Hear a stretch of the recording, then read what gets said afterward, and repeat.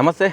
రీసెంట్గా కాంగ్రెస్ పార్టీ నుంచి MLC Teenmar Mallanna suspend చేయడం జరిగింది. దాని అనంతరం ఒక ప్రెస్ మీట్ పెట్టడం జరిగింది తీన్మార్ మల్లన్న. అంటే ప్రెస్ మీట్లో ఆయన ఒక సంచలన వ్యాఖ్యలు చేశారు. దీనికి కాంగ్రెస్ పార్టీకి మొదటి నుంచే అంతర్గత కుల రాజకీయాలు అలవాటు అని చెప్పి చెప్తా ఉన్నారు. అంటే బీసీలన్నీ టార్గెట్ చేసి సస్పెండ్ చేయడం జరిగిందా అనే అంశం మీద కొన్ని చర్చలు నడుస్తూ ఉన్నాయి తెలంగాణ రాష్ట్ర వ్యాప్తంగా.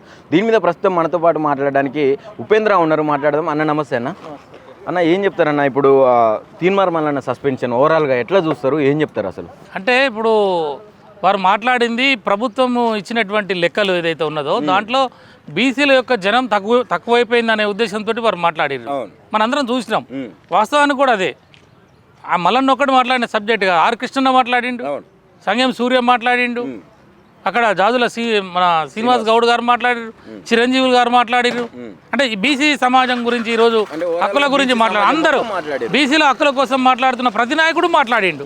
అట్లనే తీన్మార్ మల్లన్న కూడా మాట్లాడిండు.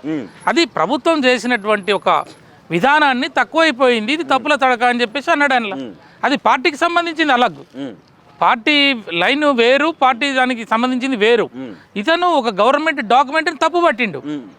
కాబట్టి నువ్వు దాన్ని తీసుకుపోయి ఈ రకంగా చేయటం అనంటే అంటే మరి ఆ రకంగా చూసినప్పుడు అసలు పార్టీ లైనే దాటి మాట్లాడిన వాళ్ళని ఆ పార్టీలో గతంలో ఒక ముఖ్యమంత్రి ఈరోజు ముఖ్యమంత్రి పిసిసి పదవి వచ్చిన రోజున డబ్బులు ఇచ్చి తెచ్చుకుండని చెప్పేసి వీరు సీనియర్ మంత్రి ఇప్పుడు ఉన్నాయన నల్గొండ జిల్లా నాయకుడు మాట్లాడిండు కదా, మంత్రి ఏమా డబ్బులు తీసుకొని తెచ్చుకున్నాడు అన్నాడు కదా. నిన్న చిన్నారెడ్డి గారు క్రమశిక్షణ సంఘం చైర్మన్ ఉన్నాయనే ఆ పార్టీకి సంబంధించిన వ్యవసాయ శాఖ మంత్రి ముందు ధర్నా చేసి లోకల్ ఎమ్మెల్యే 70-80 కోట్ల రూపాయలు నిరంజన్ రెడ్డి కాడ తీసుకొని పైసలు ఇవ్వకుండా వీళ్ళే మింగితే ఓడిపోయిండు ఎమ్మెల్సీ అభ్యర్థి అని చెప్పి ఆయన చెప్పిండు. ఎవరిని చెప్పుకోవాలి ఇవి? మరి ఆయనకి ఎవడు ఇవ్వాలి? ఆయనే కమిటీ చైర్మన్ కదా, ఆయనకు ఎవడు నోటీసులు ఇవ్వాలి? అంటే ఆయన ఎవరు తీసేయాలి? ప్రధానంగా ఇప్పుడు బీసీ అనే ఒక కారణంగానే ఈయనని సస్పెండ్ చేశారు. మిగతా ఉన్నటువంటి రెడ్లని ఎవరైతే అగ్రకులాలు ఉంటారో వాళ్ళందరినీ కూడా కనీసం సస్పెండ్ కదా, షోకాస్ నోటీసులు ఇలాంటివి కూడా ఇచ్చే ప్రయత్నం చేయలేదు కాంగ్రెస్ పార్టీ అంటా ఉన్నారు. బయట చర్చ నడుస్తూ ఉన్నది. ఏం చెప్తారన్న ప్రధానంగా? అది మనకు కనపడుతుంది కదా. నిన్న మునుగోడుల ఆ ఎమ్మెల్యే రాజగోపాల్ రెడ్డి గారు బహిరంగ సభలో మాట్లాడుతూ ఆయన ఏమన్నాడు, కాంగ్రెస్ ప్రభుత్వాన్ని ప్రజలందరూ తిడుతున్నారు, ఎక్కడ పోయినా దుమ్మెత్తి పోస్తున్నారు, కేసీఆర్ బాగుండే అని అంటున్నారు అని. అది వాస్తవం కూడా, అట్లాంటి మార్కెట్లో వచ్చింది. కాబట్టి ఆయన చెప్పినాడు ఓపెన్ సభలో. మరి చెప్పినప్పుడు ఆయన పార్టీ లైన్ దాటిపోయినట్టే కదా. మరి ఆయన దగ్గర ఏది? ఆయనకి నోటీసులు అంటే రైట్. ఈరోజు ప్రజెంట్ ఈరోజు నిన్న అంటే ఈ 2 రోజులలో గూడెం మైపాల్ రెడ్డి చేసినటువంటి వ్యాఖ్యలు కొన్ని సంచలనం అవుతా ఉన్నాయి, సోషల్ మీడియాలో దుమారం రేపుతా ఉన్నాయి.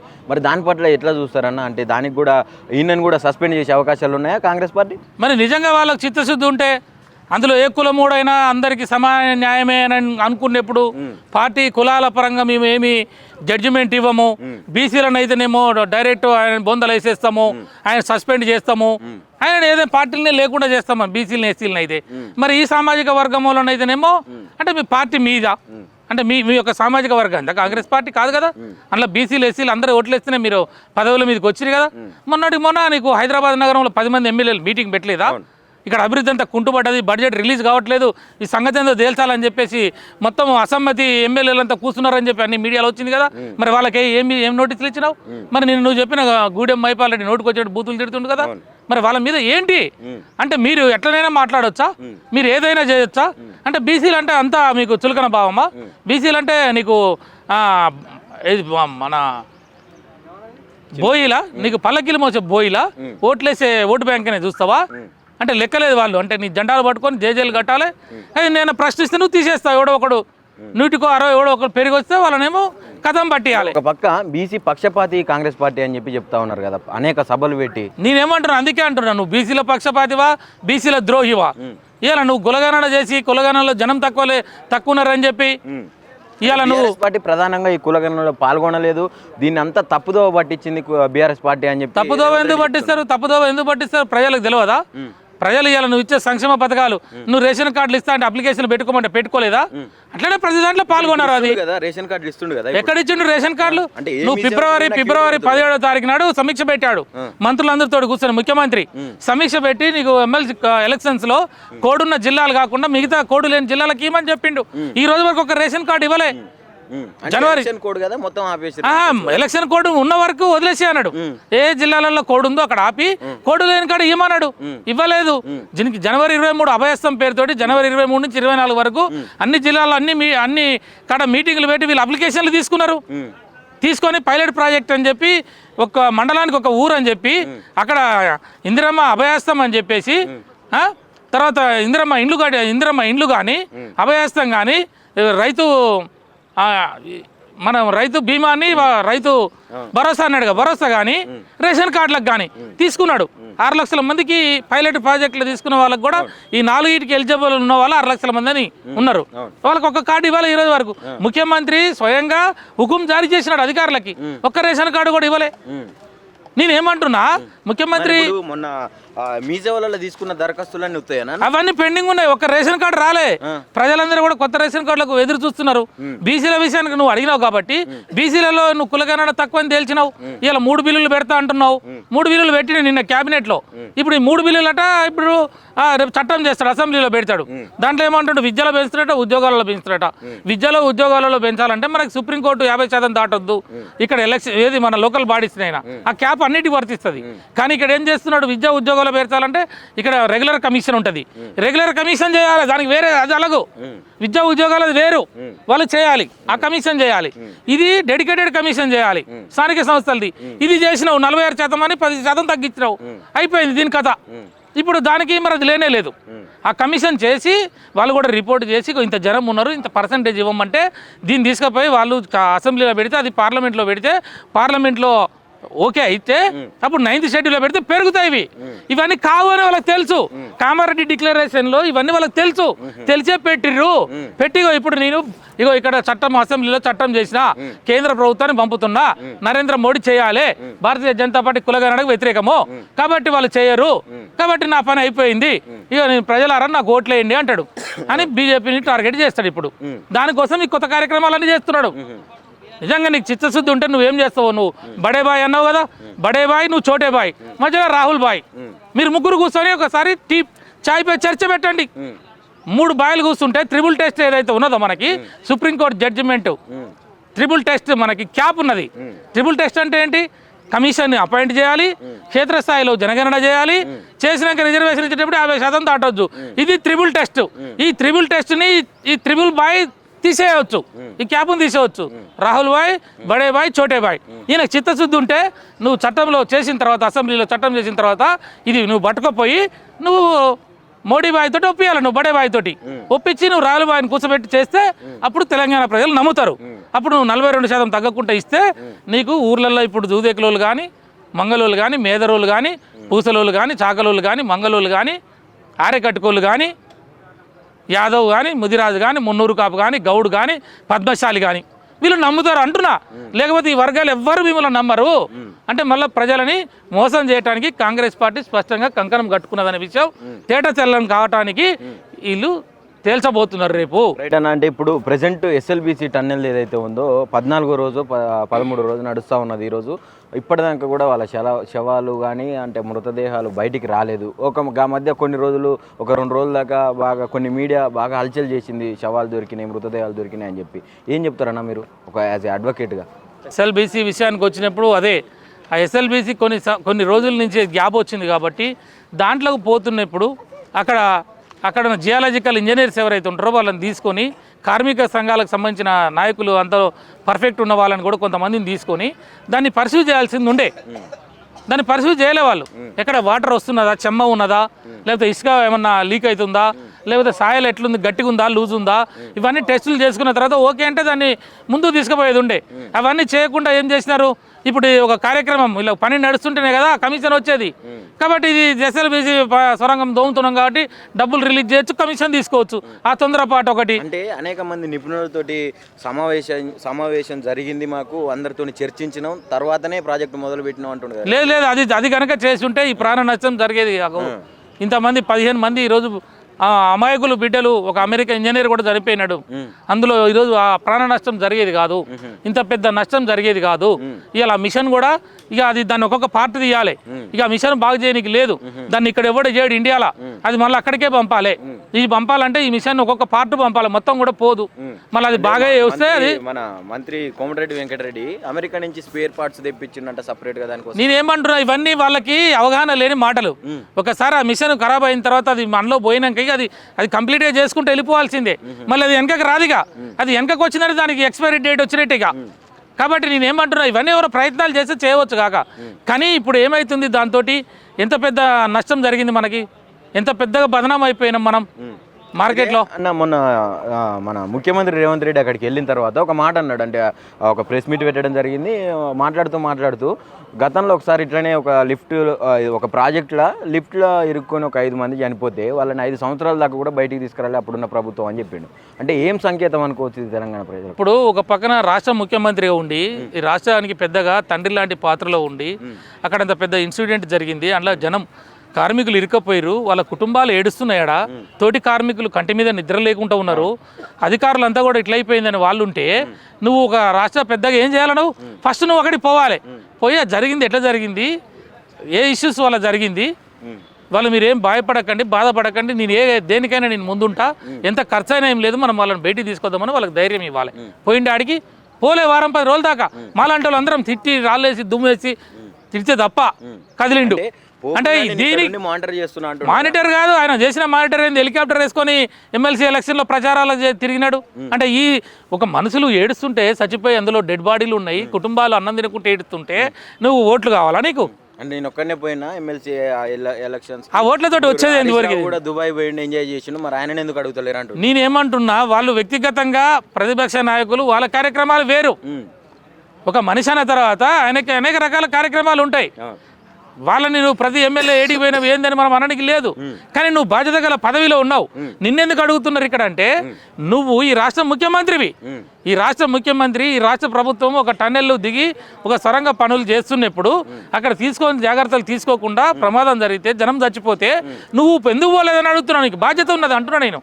నువ్వు దానికి సమాధానం చెప్పకుండా హెలికాప్టర్ వేసుకొని తిరిగి ఓట్లు వేయండి అని చెప్పి, ఈ ఓట్లు ఓడినా ఏం లేదు, గెలిచినా ఏం లేదు, మళ్ళీ ఆడ డైలాగ్ కొట్టి, మరి ఓడినా గెలిచిన దానికి నువ్వెందుకు పోయినావు, ఇంత చెడ్డ పేరు నువ్వెందుకు తెచ్చుకున్నావు?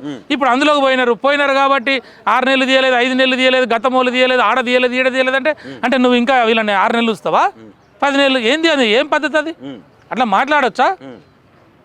కొన్ని జరుగుతాయి, జరిగినప్పుడు ప్రయత్నం చేస్తున్నాము. అక్కడ ఈ డిపార్ట్మెంట్ వచ్చింది, ఆ డిపార్ట్మెంట్ వచ్చింది, వాళ్ళందరూ కూడా ప్రయత్నాలు చేస్తున్నారు. మనకున్న టెక్నాలజీ, ఆధునికపరమైన టెక్నాలజీ దానికి సరిపోవట్లేదు, అందులో ఇంకా ఎక్విప్మెంట్ కావాల్సినవి తెప్పిస్తున్నాము. అదైతే బెల్ట్ అయితే ఏదైతే ఉందో ఆ బెల్ట్ తెగిపోయింది 2 సార్లు. ఇవి చెప్పాలి కదా నువ్వు. ఇక్కడ కూడా రాజకీయం, చచ్చిపోయిన వాళ్ళు లోపల చచ్చిపోయి ఏడుస్తుంటే ఆడ నవ్వుకుంటా, అక్కడ ప్రెస్ మీట్లు పెట్టి అవతల మీద మట్టి చల్లుకుంటా, దుబ్బ చల్లుకుంటా, అట్లా నీకు రాజకీయం కాదది. అక్కడ నువ్వు సానుభూతి గెయిన్ చేయలేవు, పబ్లిక్లో హృదయాలను గెలుచుకోలేవు. ఎక్కడ ఏ రకంగా మాట్లాడాలనో ఆ రకంగానే మాట్లాడాలి. చావుకాడ వచ్చి నవ్వుకుంటా ప్రెస్ మీట్ పెడతావా?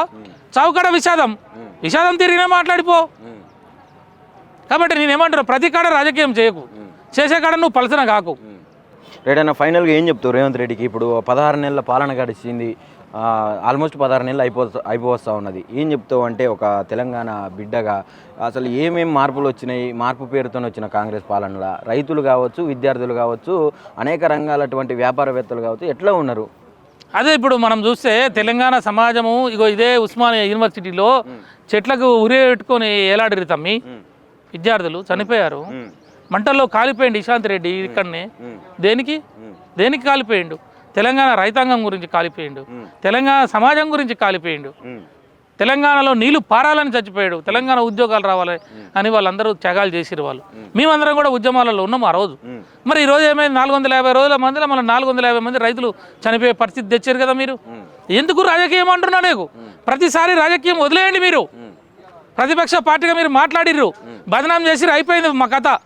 నీకు వచ్చింది కథ, నీ కథలో నువ్వు అడ్మినిస్ట్రేషన్ పరంగా పో. ఆ నీళ్ళని ఎందుకు ఆపినావు? మేడిగడ్డతోటి కేసీఆర్ బురద జల్లాలి, బీఆర్ఎస్ మీద బురద జల్లాలని ఎంతకాలం ప్రయత్నం చేస్తావు? ఆ మేడిగడ్డని అడ్డం పెట్టి నువ్వు నీళ్లు ఇవ్వకుండా చేస్తే ఇలా మొత్తం నల్గొండ జిల్లా మొత్తం కూడా నీళ్లు లేకుండా ఎండిపోయి అలవులు వచ్చాను అని చెప్పి ఇలా రైతులు ధర్నాలు చేస్తున్నారు. రోజుకొక రైతు చచ్చిపోతున్నాడు, ఇలా పంటలు ఎండిపోయినాయి, పశువులు తింటున్నాయి. కాబట్టి తెలంగాణ రైతాంగం మళ్ళా వలసలు పోయే పరిస్థితి, ఆత్మహత్యలు తెచ్చుకుంటారు, ఆకలి చావులు అయ్యే పరిస్థితులు వచ్చేటట్టుంది. ఒకనాడు తెలంగాణ 3 సంవత్సరాల కింద నెంబర్ 1 పంటలు పండించిన తెలంగాణ భారతదేశంలో. వాస్తవం కాదా? తలసరి ఆదాయం నెంబర్ 1 కాదా? విద్యుత్ వినియోగంలో నెంబర్ 1 కాదా? మన కళ్ళ ముందేగా జరిగింది ఇది. నువ్వు నేను చూసిన చరిత్రనే కదా. మరి అసొంటి తెలంగాణ ఎందుకు ఏడుస్తుంది అలా? ఎట్లు రైతు ఏడ్చిన రాజ్యం ఎట్లు ఏడ్చిన వ్యవసాయం బాగుపడదని చెప్పి అన్నారు కదా. మళ్ళీ ఎందుకు ఏడిపిస్తున్నారు మీరు అంతా? నువ్వు రైతాంగ కుటుంబం నుంచి వచ్చిన గొప్పలు కొడుతున్నావు కదా, నీకు తెలియదా? కాసేపు పక్కకు పెట్టి అన్ని ఇంటెలిజెన్స్ తెప్పించుకో. నువ్వు ఎందుకు నల్గొండ జిల్లా ఎండిపోతున్నది? ఎడమకట్ట నీళ్లు నువ్వు కృష్ణానదిలో నీళ్లు ఎందుకు మీరు సరిగా టైంకి తీసుకోలేదు? ఆంధ్రవాడు నీళ్ళు తీసుకుపోతుంటే నువ్వు ఎందుకు కళ్ళు మూసుకొని కూర్చున్నావు? నీకు తెలివి లేదా? నీకు బుద్ధి లేదా? అధికారులు లేరా? అడగవా? సమీక్ష పెట్టవా? కూర్చోవా? నా నీళ్ళు ఎంత పోతున్నాయి, నా ప్రజలు ఎడిపోతుర్రు అని నువ్వు ఎందుకు చూడలేదు అంటున్నావు మేము. ఇలా కృష్ణానదిలో నీకు వాడు మొత్తం పోతిరెడ్డిపాడు నుంచి నీళ్లు తరలించకపోయినాడు. కుడి కాలువ నుంచి మొత్తం నీళ్లు తరలించకపోయి వాళ్ళకి రావాల్సిన నీళ్ళ కన్నా ఎక్కువ నీళ్ళు కొట్టబోయిండు. వాడు గుంటపోయిన దగ్గరికి సోయి లేదు. ఇక్కడ మా పార్టీ హరీష్ రావు గారు మీటింగ్ పెట్టి ప్రెస్ మీట్ పెడితే అప్పుడు వీడు గోజ్ చదిరిండు. గోజ్ చదిరిపోయి చూస్తే మనకు రావాల్సింది 170 నీళ్ళు రావాలి, అందులో ఉన్నాయి 100 నీళ్ళే ఉన్నాయి. మొత్తం నీళ్ళు తీసుకున్నా ఇంకా 70-80 టీఎంసీల నీళ్ళు లేవు మన కాడ. మరి ఇప్పుడు ఈ రైతాంగం అంతా ఎండిపోయింది కదా.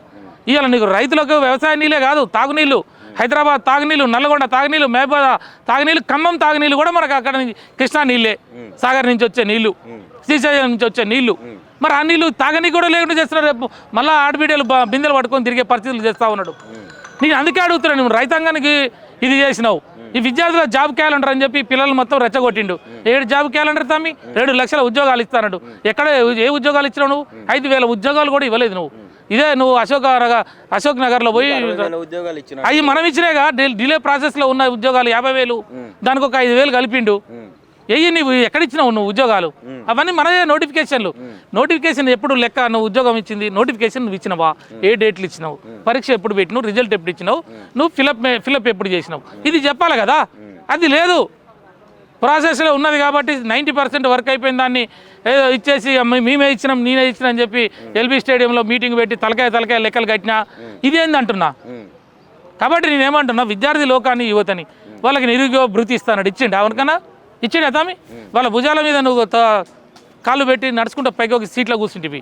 మళ్ళీ వాళ్ళు సమ్మె చేస్తే వాళ్ళని లాఠీ చార్జ్ చేపిస్తేవి, వాళ్ళ మీద తప్పుడు కేసులు పెడితే. విద్యార్థుల పరిస్థితి అట్లా అయిపోయిందా? రైతుల పరిస్థితి ఇట్లా అయిపోయిందా?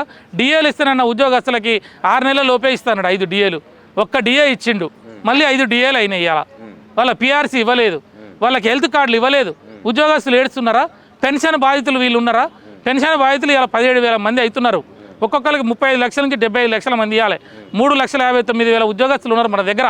ఇవాళ మొన్న 2023 డిసెంబర్ నుంచి 24 డిసెంబర్ నుంచి 7,955 మంది 7,995 మంది రిటైర్డ్ అయ్యారు. ఒక్కొక్కరికి 3,35 లక్షల నుంచి 75 లక్షల వరకు ఇవ్వాలి.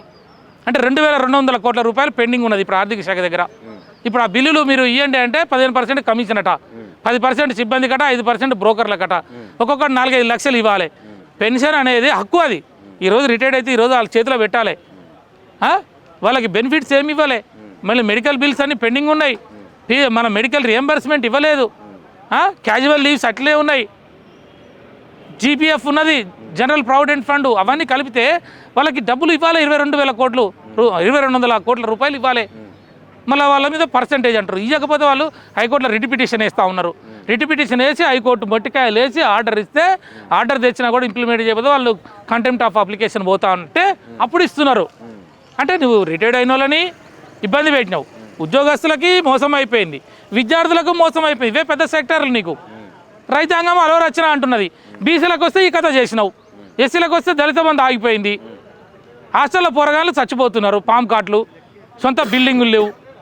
నేను ఇంకో మాట కూడా అడుగుతున్నాను, ఇవాళ నువ్వు ఈ కులగణన పేరుతో ఎస్కేప్ కావచ్చు కాక, ఏది అసెంబ్లీలో చట్టం చేసినా కేంద్రానికి నెట్టినా కేంద్ర ప్రభుత్వం ఇవ్వాలి, భారతీయ జనతా పార్టీ వ్యతిరేకం, మోడీకి ఇష్టం లేదు, ఈడబ్ల్యూఎస్ ఇచ్చిండు కదా దీనికి ఎందుకు ఇవ్వడు, ఇవన్నీ మాట్లాడతాడు.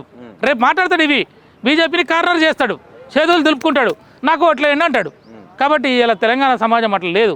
నువ్వు 42% అని నువ్వు చెప్పినావు, అది ఎట్లా ఇస్తావో మాకు తెలియదు. నువ్వు సుప్రీంకోర్టా పార్లమెంటా ఇవన్నీ చెప్పలే. ఆ రోజు నేను ఇస్తా అన్నాడు వస్తే. కాబట్టి నిన్ను దూదేకులలో ఓట్లేసిరు, కాబట్టి నీకు పూసలో ఓట్లేసిరు, కాబట్టి నీకు కమ్మరోళ్ళు ఓట్లేసిరు, కాబట్టి నీకు కుమ్మరోళ్ళు ఓట్లేసిరు, మంగళోళ్ళు ఓట్లేసిరు. అనగారిన వర్గాలు ఈరోజు డిఎన్టీ జాతులు, గంగిరెద్దులోళ్ళు, ఇటువంటి వాళ్ళు అందరూ కూడా వార్డు మెంబర్లం, సర్పంచ్లము, ఎంపీటీసీలం అయితే మనం ఓట్లేసిరు నీకు. ఇవాళ నువ్వు వాళ్ళకు ఆ సీట్లు ఇవ్వకుండాను 42% అంటే మనకి సుమారు 29,000 మంది నాయకులు అయ్యేటోళ్ళు 6 నెలలు ఇప్పుడు 15 నెలల నుంచి ఆపేసిండు. వాళ్ళకి అది ఎట్లా పోయిందా? జనాభాలో తక్కువ చేసిండా? 28 కార్పొరేషన్లు ఉన్నాయి తమ్మి బీసీలై. 28 కార్పొరేషన్లకు ఒకదానికి పాలక మండలిని నెయ్యి నువ్వు చైర్మన్లను పెట్టు. ఒక గౌడు కార్పొరేషన్ చైర్మన్ అవుతాడు, ఒక మెదరాయన కార్పొరేషన్ చైర్మన్ అవుతాడు, ఒక కుమ్మరాయన అవుతాడు, ఒక చాకలాయన అవుతాడు. ఆయన ఒక బండి ఉంటుంది, నీకు వీళ్ళు ఉంటారు, డైరెక్టర్లు ఉంటారు, వాళ్ళకి నువ్వు హానరోరియం ఇవ్వు. అరే నీ కులం ఓడైనా నీ పార్టీ ఓడైనా వాడు కావద్దా?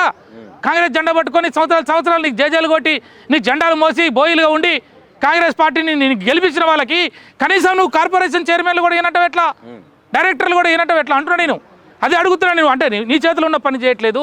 20,000 కోట్ల రూపాయలు ఇస్తున్నావు, మనం ఎంబీసీలకు మంత్రిత్వ శాఖ ఇస్తున్నావు. ఇప్పుడు 6 7 మంత్రిత్వాలు ఉన్నాయి.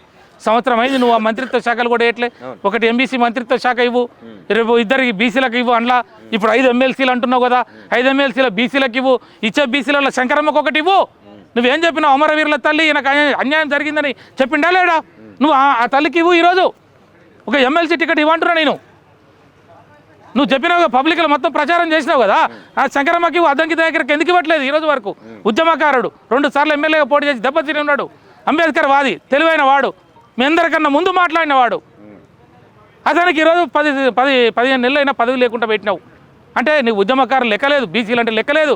బీసీలకు కార్పొరేషన్లు ఇవ్వవు, బీసీల జనం చూపించావు, బీసీలకు ఫండ్ ఇవ్వవు. అంటే నువ్వు బీసీలు మోసం చేస్తావు. ఎవడన్నా తీన్మార్ మల్లన్న లాంటి వాడు మాట్లాడితే నోరు తెరిచి పార్టీ నుంచి సస్పెండ్ చేస్తావు. అంటే బీసీలు అంటే మొత్తం కూడా నీకు బిచ్చగాలలాగా కనబడుతున్నారు.